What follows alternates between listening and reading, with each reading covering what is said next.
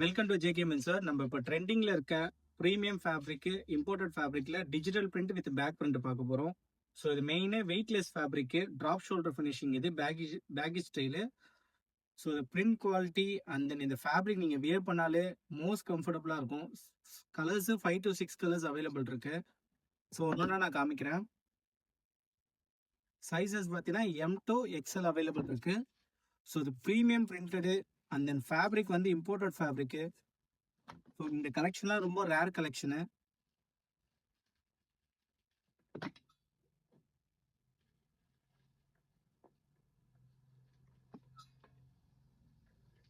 So இது அதுலேயே பார்த்தீங்கன்னா உங்களுக்கு ப்ரீமியம் இம்போர்ட்டட் ஃபேப்ரிக்கில் டிஜிட்டல் பிரிண்ட்டு.